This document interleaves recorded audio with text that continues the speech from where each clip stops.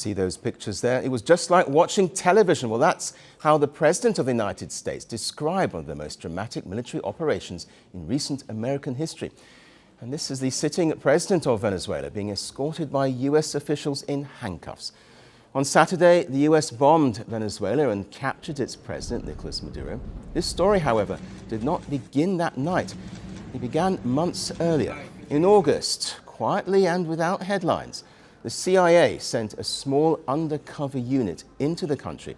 Their job was not to fight, but to watch, to map President Nicolás Maduro's daily life in extraordinary detail. Where he slept, what he ate, what he wore, even his pets were tracked. Well, by fall, American troops had begun rehearsals. They trained for months using a replica of Maduro's compound, built entirely from intelligence gathered on the ground. Steel doors, safe rooms, and escape routes were studied, and even massive blowtorches were prepared in case the metal walls had to be cut open.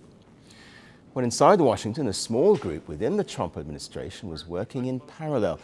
Meetings were held in private, and the president was briefed every step of the way.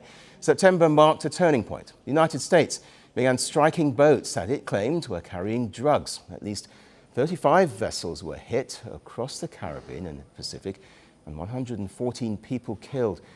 As the US military presence grew, Maduro changed his behavior. Public speeches disappeared. His security tightened. He began sleeping in 6 to 8 different locations to avoid capture. And then in November, Trump called Maduro directly. The message was blunt. He warned him to step down now and leave the country. Maduro refused.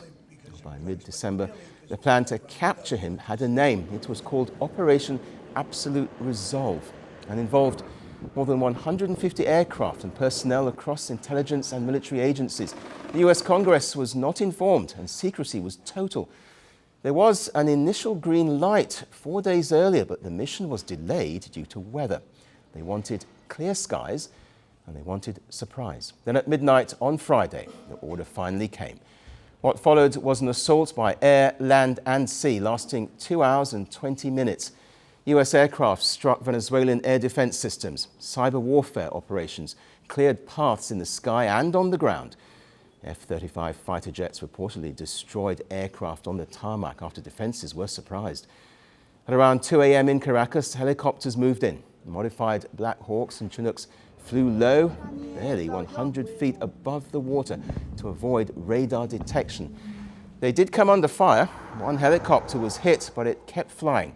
Delta Force troops landed at Maduro's compound. Gun battles erupted, and large parts of Maduro's security team were killed.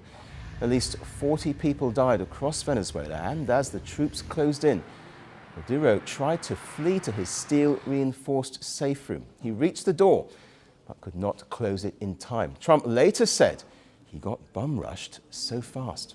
And what followed was the capture of Maduro and his wife. They were flown out of Venezuela, placed aboard the USS Iwo Jima warship, taken to the Guantánamo Bay detention camp, then transferred to New York by Saturday evening. In isolation, the operation was precise, overwhelming, and successful.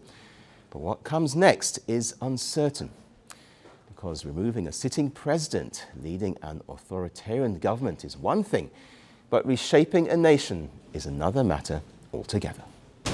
The world doesn't fit in boxes, so why should your news? From battlefields to negotiation tables, from internet outrage to real-world injustice. The conversations everyone is having and the ones they're avoiding. It's the same show, but this new year, Firstpost America gets a new look. I'm Kerry Johnston, and this is Firstpost America.